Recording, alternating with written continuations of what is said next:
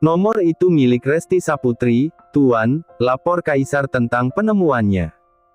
Ini yang Galaksi sukai. Kaisar selalu bisa diandalkan.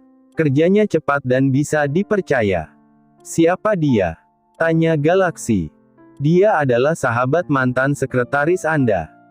Selama ini mereka tinggal dalam satu kosan berdua, jawab Kaisar. Bawa wanita itu menemuiku. Kalau tidak mau, paksa saja. Aku ingin bicara dengannya secara langsung, perintah Galaksi. Galaksi ingin secepatnya menyelesaikan masalah ini. Masalah ini sudah mengganggu rencana pernikahannya. Baik, Tuan, ucap Kaisar. Selepas Kaisar undur diri, Galaksi masih termenung di tempatnya. Karissa sangat kecewa padanya. Pernikahan yang tinggal menunggu waktu ini bisa saja gagal terlaksana. Nama baiknya dipertaruhkan. Galaksi juga tidak mungkin memaksa Karissa untuk tetap melanjutkan pernikahan dengannya. Jalang itu telah merusak semuanya, umpatnya kesal. Seumur hidupnya, Galaksi tak pernah berada di posisi yang sesulit ini. Ia mungkin menghadapi begitu banyak masalah dalam pekerjaannya. Tapi ia tidak pernah punya masalah berarti dalam urusan percintaan. Hubungannya dengan Karissa sudah berjalan 2 tahun lamanya. Wanita itu adalah wanita pertama yang bisa memahami kesibukannya yang tak bisa menemani setiap waktu. Galaksi menggantikan waktunya yang minim dengan memberikan banyak hadiah mahal, seperti tas, berlian, dan lain sebagainya, yang tentunya hal-hal yang disukai kaum Hawa. Setelah 2 tahun menjalin hubungan, Galaksi merasa, di usianya yang sudah kepala 3, sudah waktunya ia menikah dan memikirkan keturunan untuk menjadi penerusnya kelak.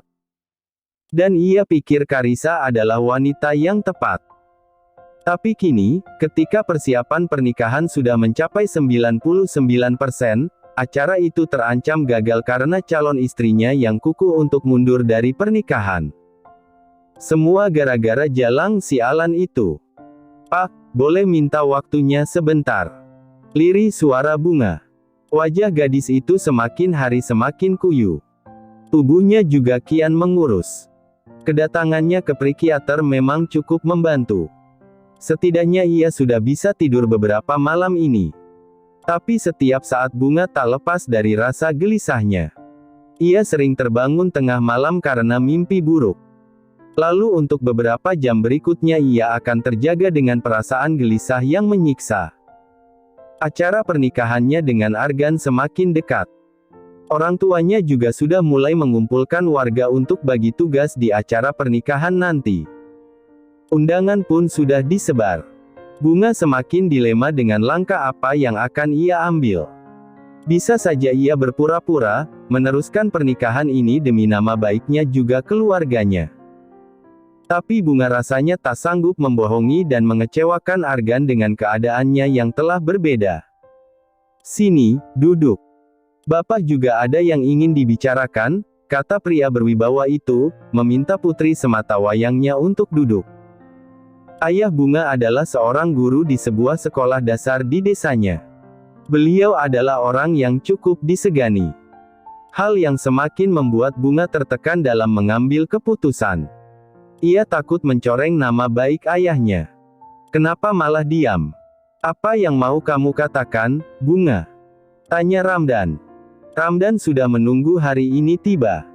Bunga yang menghampirinya dan mengungkapkan kegelisahannya. Sang istri sudah melakukan berbagai cara supaya Bunga mau membuka suara. Tapi nihil. Putrinya itu terus bungkam dan lebih suka mengurung diri. Apa yang mengganggu pikiran kamu, Bunga? Tanya Ramdan lagi. Bunga menunduk, meremas tangannya yang berkeringat. Jantungnya berdebar kencang. Ia dilanda kebimbangan yang teramat sangat.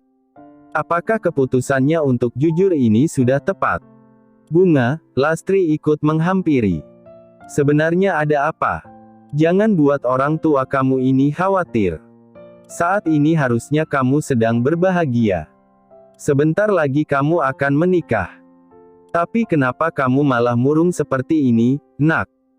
Tanya wanita itu, mulai tak sabar dengan kediaman putrinya. Setiap malam Lastri juga seringkali gelisah memikirkan keanehan sikap putrinya.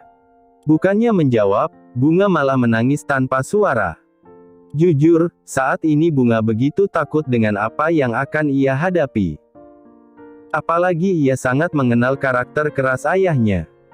Bunga, suara bariton Ramdan semakin mengintimidasi Bunga yang masih diliputi kebimbangan. Tangan kurus itu menyusut air matanya. Terdengar tarikan nafas beratnya sebelum pada akhirnya Bunga memberanikan diri mendongakkan wajahnya yang sembab dan basah oleh air mata.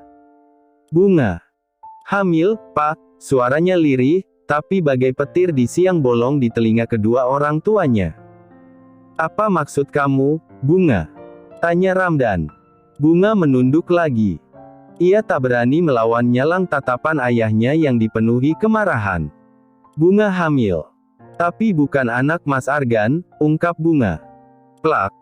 Tamparan keras itu pedih menyapa tulang pipinya yang rapuh. Air mata Bunga bercucuran seiring rasa perih dan panas yang menyapa. Telinganya bahkan berdenging untuk beberapa saat. Sang ayah menamparnya sekuat tenaga. Kamu mau melihat ayah cepat mati, Bunga? Suara Ramdan bergetar. Di sampingnya Lastri bingung harus menenangkan siapa. Tapi akhirnya ia memilih mendekat ke suaminya. Tentu ia kecewa dengan Bunga. Tapi ia juga tak ingin putrinya mendapatkan tamparan berikutnya. Suaminya memang tipe yang keras.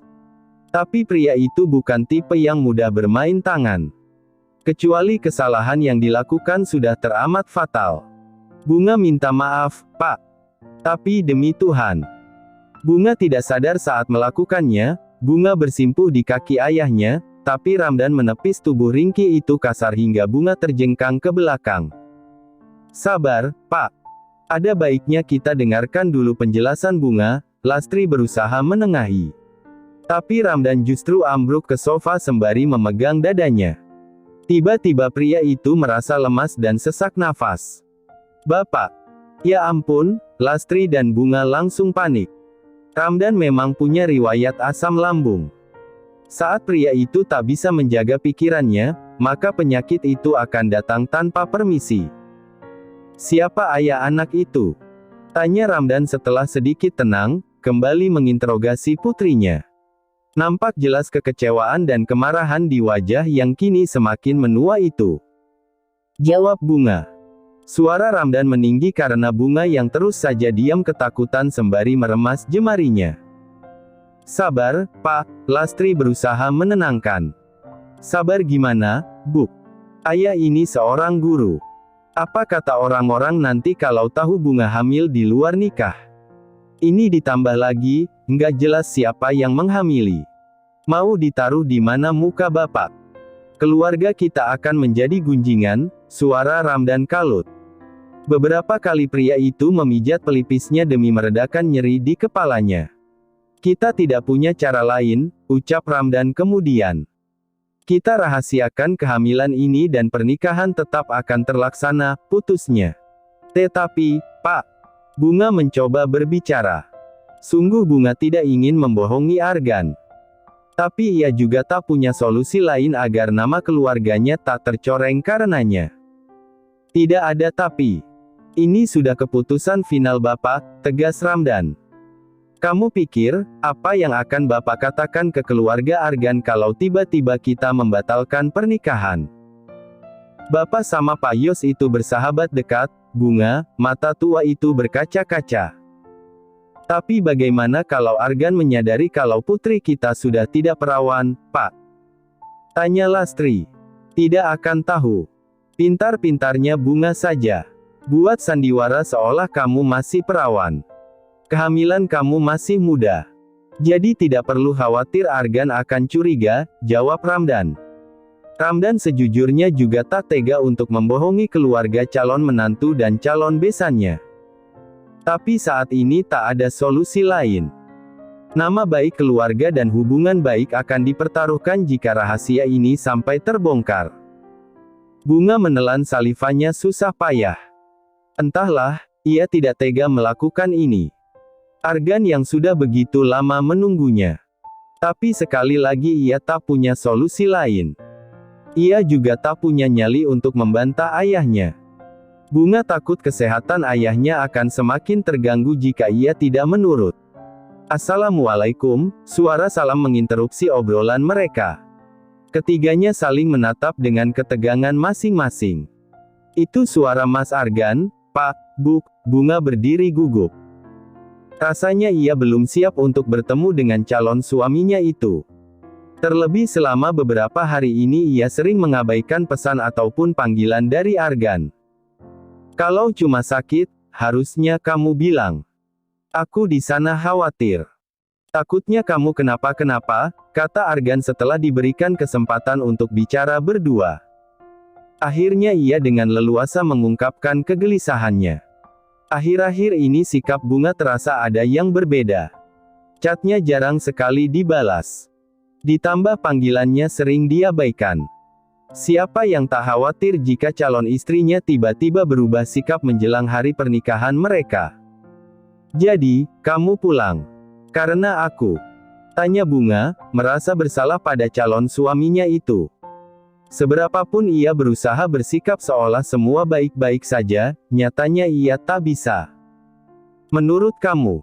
Argan mencubit gemas pipi Bunga. Hingga kemudian ia menyadari sesuatu.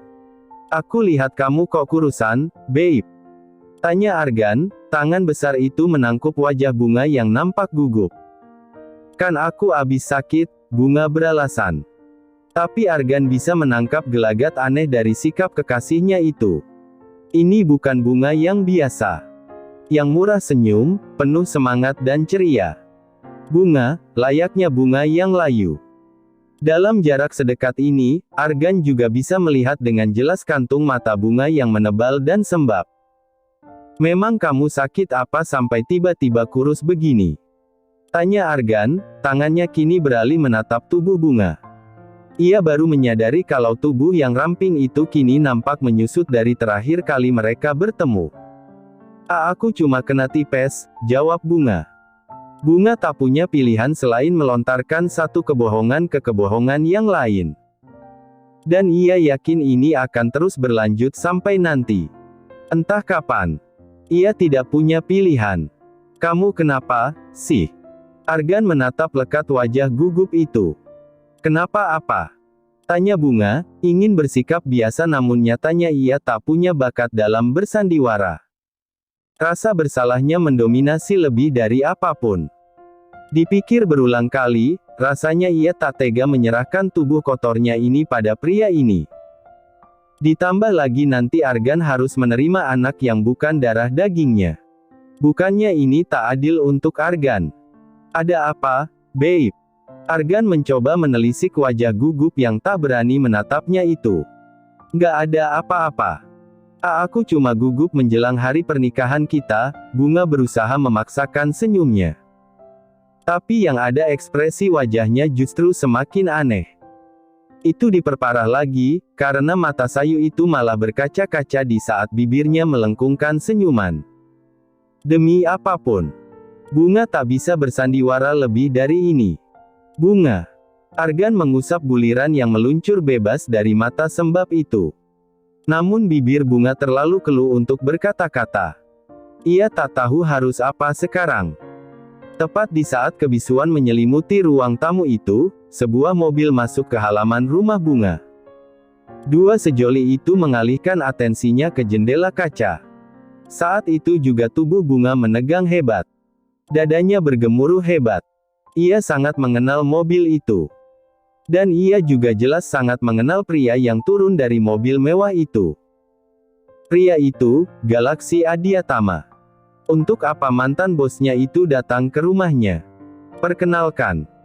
Saya mantan atasannya Bunga," ucap Galaksi, diikuti Kaisar, menjabat tangan kedua orang tua Bunga dengan sikap yang sopan. Aura gelap yang biasanya menyelimuti mereka entah kemana perginya hari ini. Mereka seolah berubah selayaknya manusia biasa yang normal. Karena selama ini yang Bunga lihat di tempat kerja, terutama bosnya, adalah manusia gila kerja yang jarang sekali menunjukkan sisi-sisinya sebagai manusia normal. Galaksi Adiatama, jarang sekali tersenyum, jarang bicara selain masalah pekerjaan tentunya, jarang sekali menyapa atau berbasa-basi. Mereka hanya akan melakukan itu di saat yang memang diperlukan. Sikap dua pria ini sama-sama kaku, tegas, dan misterius. Sehingga siapapun yang terjebak dalam satu ruangan dengan mereka akan sangat tertekan dan ingin lari. Kalau saja bukan karena uang, Bunga pun sejujurnya ingin sekali resign sejak lama. Belum lagi kalau ia melakukan kesalahan.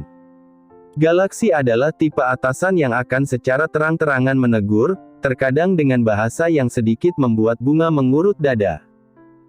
Galaksi tak lupa menjabat tangan Argan, juga tangan dingin Bunga yang berkeringat. Wajah Bunga semakin memucat ketika tangan mereka saling bersentuhan meski hanya beberapa detik saja. Firasatnya mengatakan kalau kedatangan mantan atasannya itu akan memperburuk keadaan yang sudah sangat pelik ini. "Silahkan duduk," ucap Ramdan sedikit kaku. Pria itu juga sama halnya dengan Bunga ataupun juga Lastri, istrinya. Firasatnya mengatakan bahwa ini pertanda buruk. Buat apa seorang mantan atasan mendatangi mantan bawahannya, jika bukan karena ada sesuatu yang penting?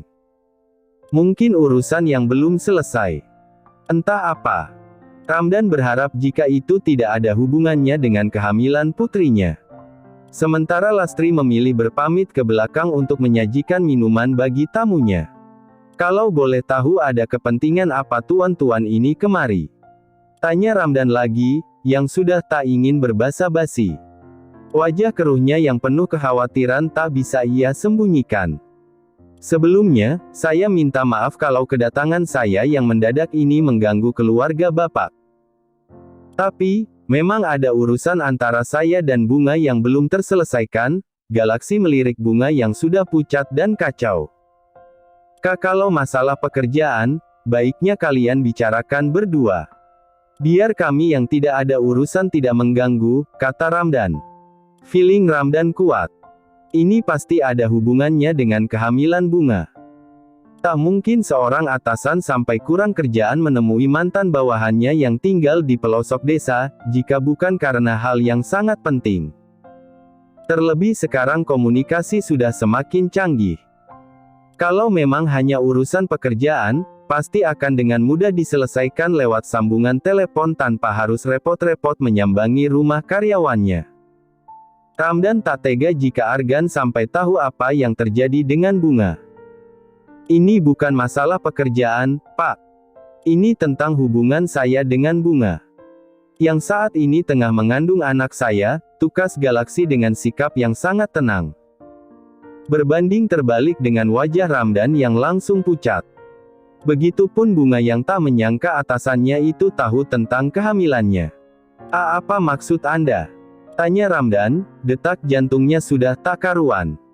"Masalah besar akan menanti setelah ini. Saya yakin Bunga sudah bercerita kepada Bapak kalau saat ini dia tengah mengandung," ujar Galaksi yakin. "Dan itu adalah anak saya," imbuhnya. "Kedatangan saya kemari adalah untuk mempertanggungjawabkan kesalahan yang telah kami perbuat. Saya ingin melamar Bunga dan menikahinya sebelum kandungannya semakin membesar." Kalimat itu begitu lancar terlontar dari mulut Galaksi. Bunga dan Ramdan sudah pucat pasi. Lastri yang membawa suguhan minuman untuk tamunya pun nyaris menjatuhkan nampan ke lantai. Untungnya wanita itu cepat sadar dan masih mampu menopang beban di tangannya. "Jangan lancang Anda. Bunga calon istri saya. Sebentar lagi kami akan menikah. Jangan bicara omong kosong di sini." Kali ini Argan yang bersuara. Suaranya yang meninggi jelas menunjukkan level kemarahannya saat ini. "Siapa yang bicara omong kosong?" Galaksi tetap menimpali santai. Nada bicaranya rendah, namun penuh penekanan.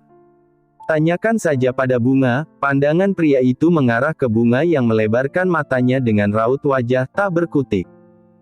Argan menatap calon istrinya itu. Namun bibir Bunga terlalu keluh hingga tak sanggup mengucapkan apapun.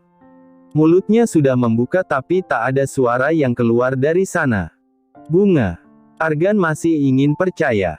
Bunga kesayangannya tak mungkin mengkhianatinya. Hubungan mereka begitu manis meski penuh perjuangan.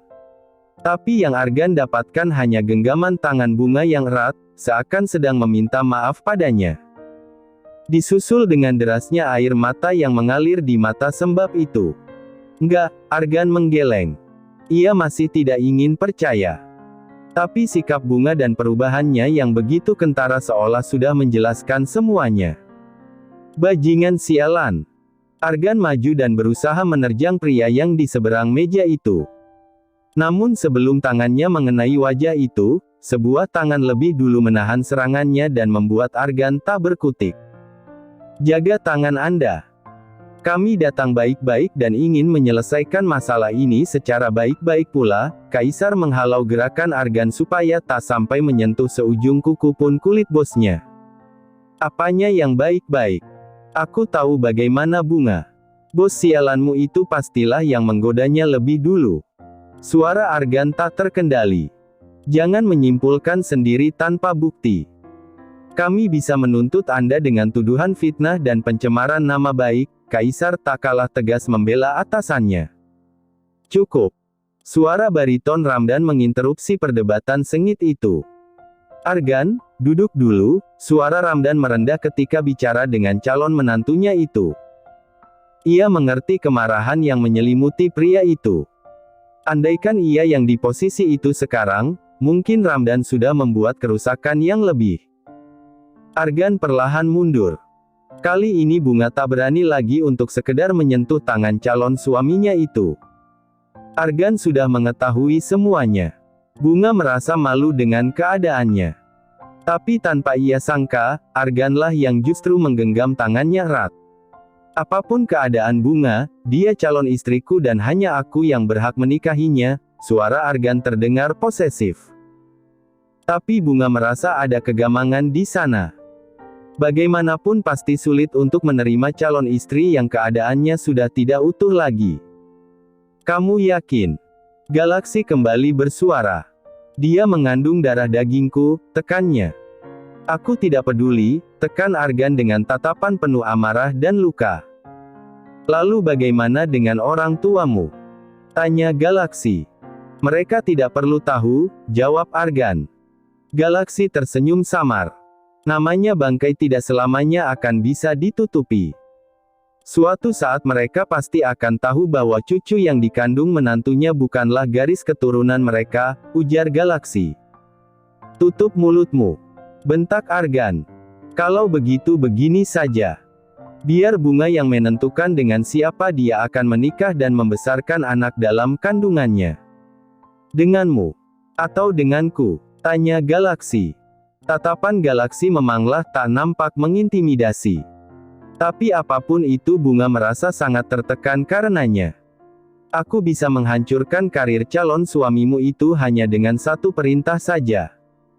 Jadi, silahkan tentukan pilihanmu. Hidup menderita bersamaku atau hidup menderita dengan calon suamimu yang akan kubuat jatuh sejatuh-jatuhnya. Itu bukan perkara sulit untuk seorang Galaksi Adiatama. Camkan itu. Bunga membaca pesan itu berulang kali. Hingga dini hari tiba.